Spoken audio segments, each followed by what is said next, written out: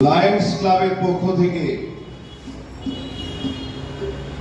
৭৮তম স্বাধীনতা দিবস উপলক্ষে বীর সংগ্রামীদের বিপ্লবীদের শ্রদ্ধা জানাবার জন্য আজকের নিবেদন গীতিয়ালিখ্য চরণ ছুঁয়ে যায়। গ্রন্থনা এবং সংকলন লায়ন ডক্টর অনুতোষ পট্টনায়ক।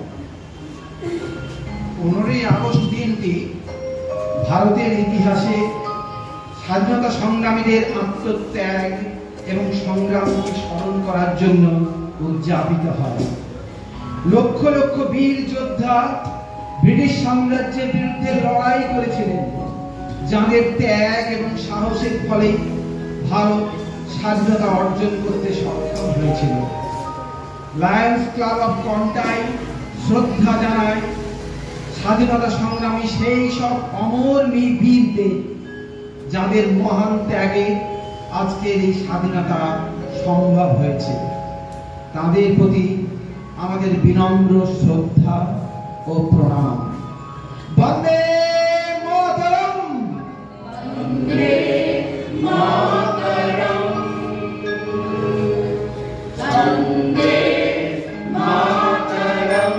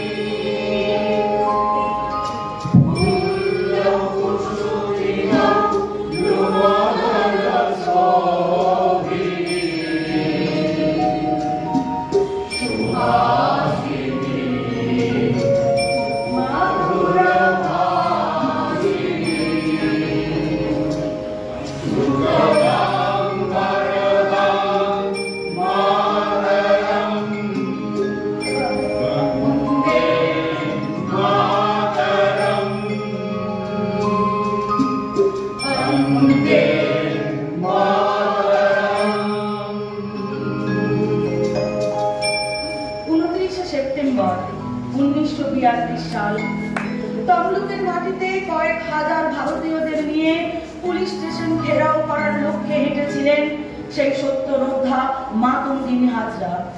পুলিশের নির্মম গুলি চালনা ও লাঠিচার্জ সত্ত্বেও হাতের জাতীয় পতাকাটিকে মাটিতে লুকোতে দেননি। মুক্তির মন্দির সোপান তলে কত প্রাণ হলো বলিয়া,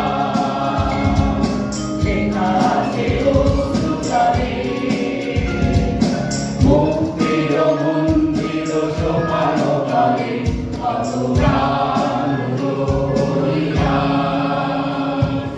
লেখা আছে অশ্রু জলে কত বিপ্লবী বন্ধু রক্তে রাঙা, বন্দিশালার ওই শিকল ভাঙা, কত বিপ্লবী বন্ধু রক্তে রাঙা, বন্দিশালার ওই শিকল ভাঙা,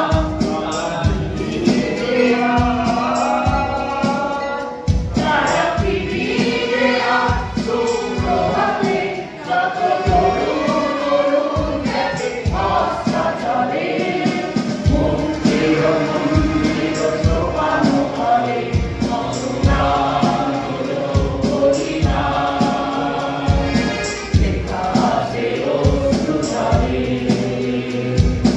লেখা আছে অশ্রু জলে। মাস্টারদা সূর্য সেন ছিলেন ভারতের স্বাধীনতা আন্দোলনের একজন প্রখ্যাত বিপ্লবী নেতা, যিনি চট্টগ্রাম অস্ত্রাগার লুণ্ঠনের মাধ্যমে ব্রিটিশ শাসনের বিরুদ্ধে এক অভূতপূর্ব বিদ্রোহ সংঘটিত করেছিলেন। 1930 সালে 18ই এপ্রিল চট্টগ্রামের বিপ্লবীরা ব্রিটিশ প্রশাসনের অস্ত্রাগার এবং টেলিগ্রাফ অফিস দখল করে সেখানে ব্রিটিশ পতাকা নামিয়ে ভারতের স্বাধীনতার পতাকা উত্তোলন করেন। অস্ত্রাগার লুণ্ঠনের পর সূর্য সেন ও তার বিপ্লবী দল ব্রিটিশ সেনাবাহিনীর বিরুদ্ধে গেরিলা যুদ্ধ শুরু করেন।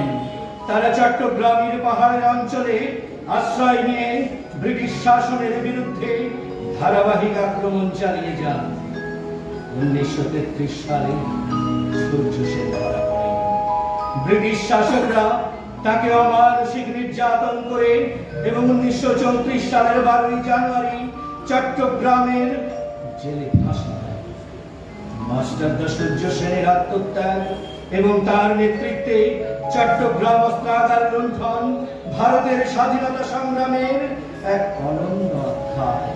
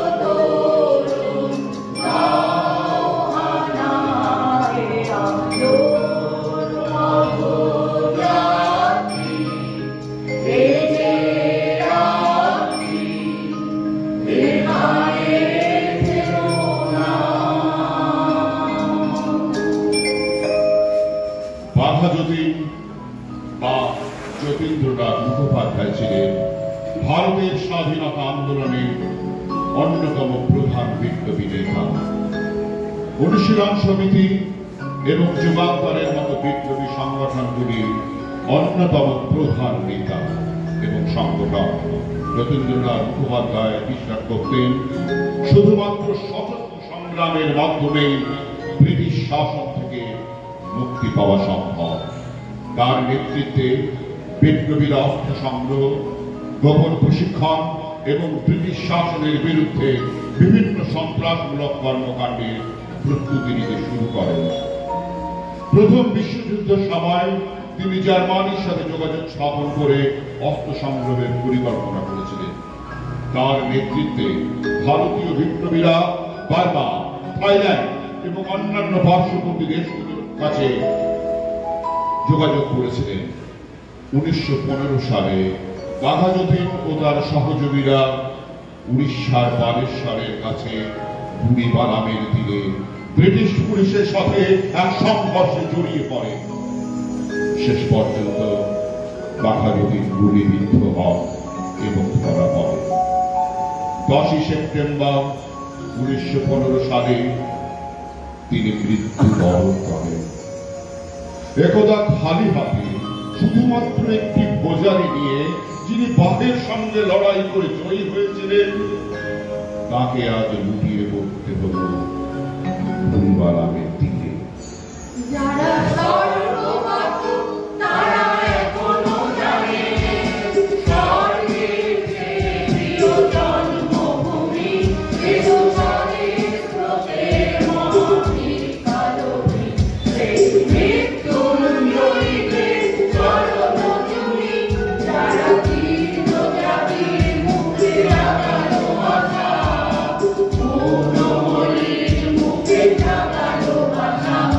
Thank you.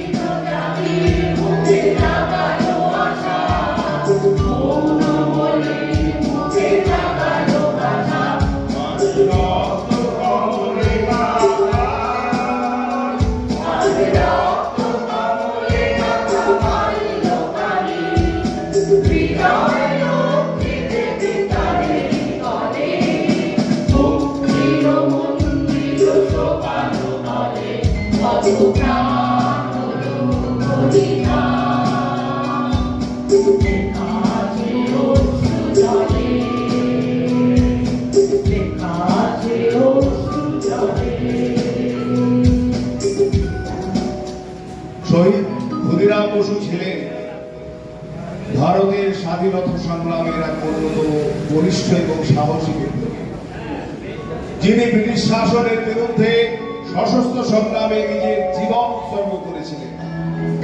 ক্ষুদিরাম বসু খুব অল্প বয়সেই স্বাধীনতা সংগ্রামে যুক্ত হন।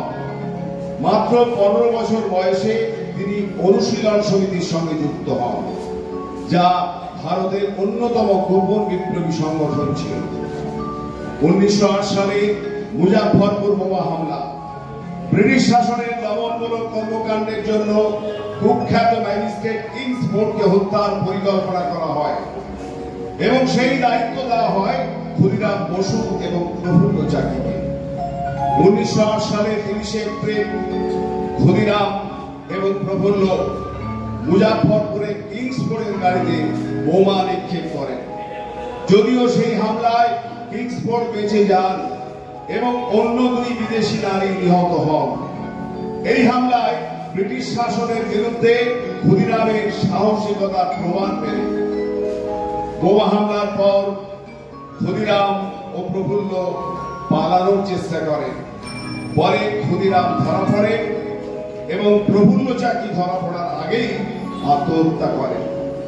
ক্ষুদিরামকে আদালতের বিচারের মুখোমুখি করা হয় এবং তিনি ব্রিটিশ শাসনের বিরুদ্ধে তার কার্যক্রমের দায় স্বীকার করে নেন। তাকে মৃত্যুদণ্ড দেওয়া হয়। 1908 সালের 11ই আগস্ট মাত্র 18 বছর বয়সে ক্ষুদিরাম বসুকে ফাঁসি দেওয়া হয়।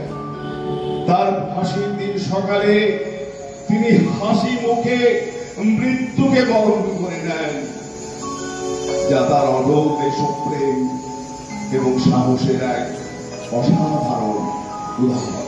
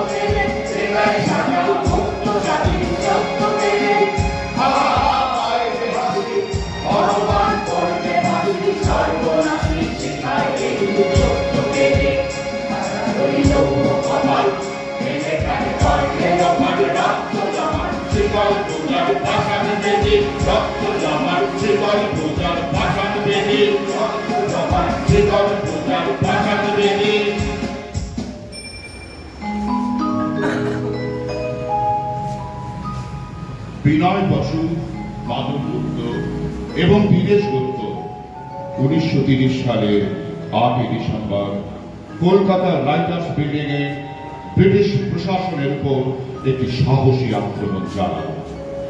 তাদের লক্ষ্য ছিল কলকাতার পুলিশ কমিশনার লেফটেন্যান্ট কর্নেল এল.এস. থিমসনকে হত্যা করা, যিনি বিপ্লবীদের উপর অত্যাচার চালানোর জন্য কুখ্যাত ছিলেন। এই অভিযানে তারা সিমসনকে গুলি করে হত্যা করে এবং অন্যান্য ব্রিটিশ কর্মকর্তাদের লক্ষ্য করে গুলি চালায়। রাইটার্স বিল্ডিং অভিযান ছিল ব্রিটিশ শাসনের বিরুদ্ধে সরাসরি ও সাহসী প্রতিরোধের এক উজ্জ্বল উদাহরণ। বিনয়, বাদল এবং দীনেশের এই অভিযান ব্রিটিশ প্রশাসনের উপর একটি বড় আঘাত আনে এবং সমগ্র দেশে ব্রিটিশ শাসনের বিরুদ্ধে বিপ্লবী চেতনা জাগিয়ে তোলে। তারা অস্ত্র হাতে ব্রিটিশদের বিরুদ্ধে যে সাহসিকতা প্রদর্শন করেছিলেন তা স্বাধীনতা সংগ্রামের ইতিহাসে বিরল। এই অভিযানের পরে ব্রিটিশ পুলিশ দ্রুত রাইটার্স বিল্ডিং ঘিরে ফেলে। বিনয়, বাদল এবং দীনেশ পালানোর কোনো সুযোগ না দেখে আত্মাহুতির সিদ্ধান্ত নেন। বিনয় এবং বাদল ঘটনাস্থলে আত্মহত্যার চেষ্টা করেন। বিনয় আহত হন এবং পরে হাসপাতালে মারা যান।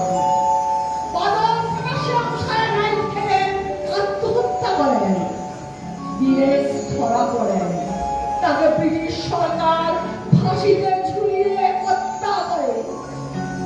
বিনয় বাদল দীনেশের এই সাহসিকতা, আত্মত্যাগ এবং দেশের প্রতি গভীর ভালোবাসা ভারতীয় স্বাধীনতা সংগ্রামের ইতিহাসে চিরস্মরণীয় হয়ে থাকবে।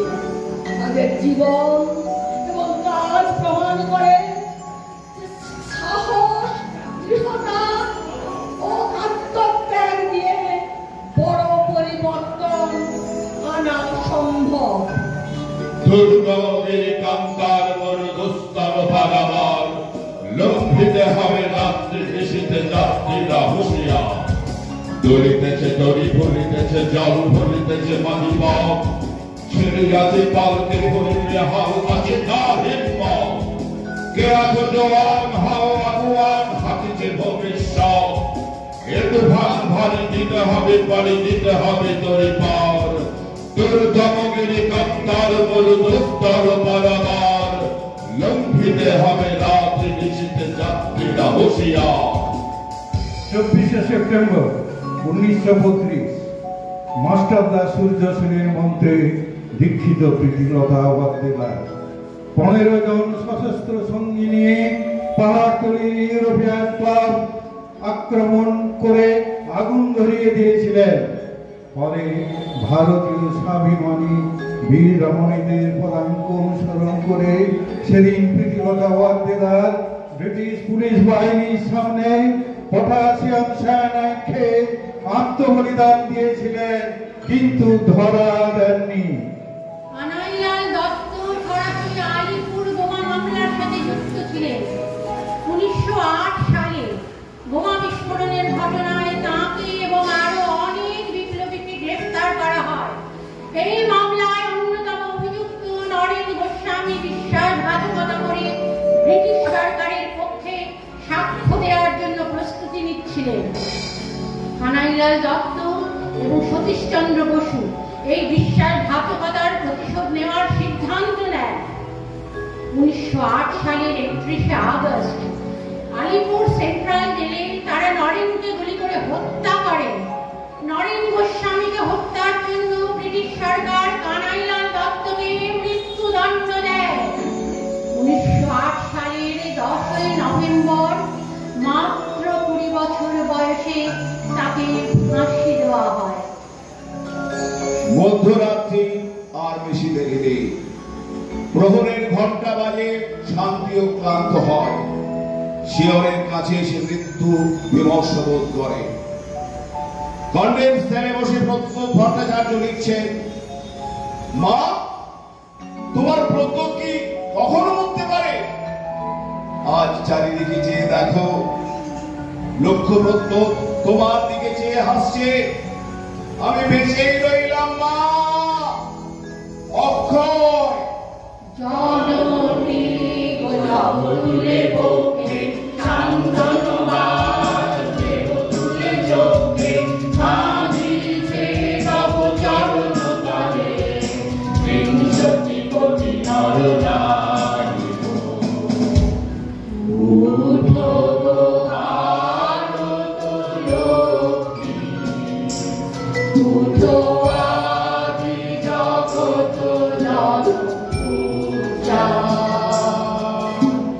দুঃখ দরিদ্র সবনাশী, মরুদূরিত ভারত লজ্জা। ছাড়ো গো ছাড়ো শোক সজ্জা, মারো সজ্জা। পুরো কমল চরক নয়নান্তে। নেতাজি সুভাষচন্দ্র বসু ছিলেন ভারতের স্বাধীনতা সংগ্রামের অন্যতম প্রধান নেতা, যিনি ব্রিটিশ শাসনের বিরুদ্ধে স্বাধীনতা অর্জনের জন্য সাহসিকতা, কৌশল এবং দৃঢ় সংকল্প নিয়ে লড়াই করেছিলেন। সুভাষচন্দ্র বসু বিশ্বাস করতেন যে ব্রিটিশদের বিরুদ্ধে স্বাধীনতা অর্জনের জন্য সশস্ত্র সংগ্রাম অপরিহার্য। দ্বিতীয় বিশ্বযুদ্ধের সময় তিনি মনে করেন যে যে ব্রিটিশ শাসনের দুর্বলতা একটি সুযোগ সৃষ্টি করেছে, যা কাজে লাগিয়ে ভারতের স্বাধীনতা অর্জন করা যেতে পারে। এই কারণে তিনি ব্রিটিশ শত্রু দেশগুলি যেমন জার্মানি, জাপানের সহায়তা নিয়ে ভারতকে স্বাধীন করার পরিকল্পনা গ্রহণ করেন। নেতাজির সবচেয়ে উল্লেখযোগ্য অবদান ছিল আজাদ হিন্দ ফৌজ বা ইন্ডিয়ান ন্যাশনাল আর্মি (INA) গঠন। 1943 সালে জাপানের সাহায্যে তিনি ব্রিটিশ শাসনের বিরুদ্ধে সশস্ত্র সংগ্রামের জন্য INA গঠন করেন। তোমরা আমাকে রক্ত দাও, আমি তোমাদের স্বাধীনতা দেব, এই বিখ্যাত উক্তি দিয়ে জনগণকে স্বাধীনতার জন্য লড়াইয়ে যোগ দিতে আহ্বান জানান। INA ব্রিটিশ সাম্রাজ্যের বিরুদ্ধে বেশ কয়েকটি যুদ্ধে অংশগ্রহণ করে এবং ব্রিটিশ সাম্রাজ্যের ভিতকে নাড়িয়ে দেয়। 1943 সালে সুভাষচন্দ্র বসু সিঙ্গাপুরে আজাদ হিন্দ সরকার প্রতিষ্ঠা করেন এবং নিজেকে এই সরকারের প্রধান হিসাবে ঘোষণা করেন। এই সরকার বিভিন্ন দেশের স্বীকৃতি লাভ করে। নেতাজির নেতৃত্বে INA ভারতীয় উপমহাদেশে স্বাধীনতা আন্দোলনে নতুন মাত্রা যোগ করে। নেতাজির নেতৃত্বে এবং তার আত্মত্যাগ ভারতের স্বাধীনতা সংগ্রামে অদম্য প্রেরণা জাগিয়ে তোলে। তার কৌশল, দৃঢ়তা এবং অপরাধীয় চেতনা ভারতীয়দের মধ্যে স্বাধীনতার প্রতি গভীর আকাঙ্ক্ষা জাগিয়ে তোলে। যদিও তিনি সরাসরি ভারতের স্বাধীনতা সংগ্রাম দেখে যেতে পারেননি, তার অবদান এবং আদর্শ পরবর্তী প্রজন্মকে স্বাধীনতা সংগ্রামের জন্য অনুপ্রাণিত করেছে। ভারতবর্ষ সূর্যের এক নাম, আমরা রয়েছি সেই সূর্যের দেশে, চিরচঞ্চল সমুদ্রে অবিরাম, গঙ্গা যমুনা ভাগীরথী রেখা ভেসে, ভারতবর্ষ সূর্যের এক নাম। ভারতবর্ষ মানবতার এক নাম, মানুষের লাগি মানুষের ভালোবাসা, প্রেমের জোয়ারে এ ভারত ভাসমান, যুগে যুগে তাই সৃষ্টির যাওয়া আসা, সব দিকে চক্রাকার পথ ধরে, প্রেমের তীর্থ ভারত দেশে, ভারতবর্ষ সূর্যের এক নাম, আমরা রয়েছি সেই সূর্যের দেশে, চিরচঞ্চল সমুদ্রে অবিরাম, গঙ্গা যমুনা ভাগীরথী রেখা ভেসে, ভারতবর্ষ সূর্যের এক নাম। এইরকম শত শত প্রাতঃস্মরণীয় বীরের রক্ত এবং আত্মবলিদানের মধ্য দিয়ে আজ স্বাধীন ভারতের আকাশে আমাদের গর্বের তেরঙ্গা পতাকা উঠছে।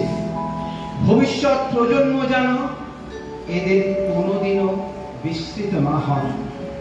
ভারতবর্ষ আমাদের কাছে সূর্যের আরেক নাম। তাই আজকের দিনে এইসব বীর স্বাধীনতা সংগ্রামী মনীষীদের চরণ ছুঁয়ে আমাদের প্রণাম এবং শ্রদ্ধাঞ্জলি নিবেদন করি। আহ্বান, শোনো আহ্বান, আসে মাঠে ঘাট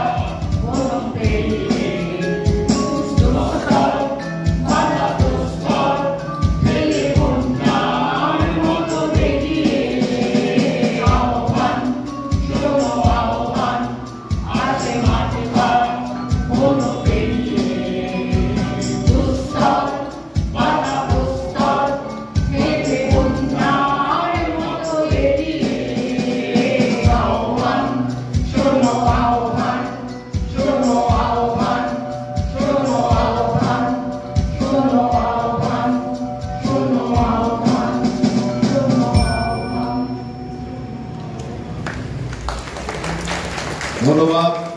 আমি অনুরোধ করবো লায়ন্স ক্লাবের তরফে এই ছোট্ট বীর শহীদদের শ্রদ্ধাঞ্জলি যারা নিবেদন করলেন বাদিক থেকে তারা প্রত্যেকেই তার নাম বললেন। লায়ন বলবেন জোরে জোরে। লায়ন অপূর্ব মুখার্জি, লায়ন শৈবাল কান্তি মান্ডি, লায়ন শান্তনু গিরি,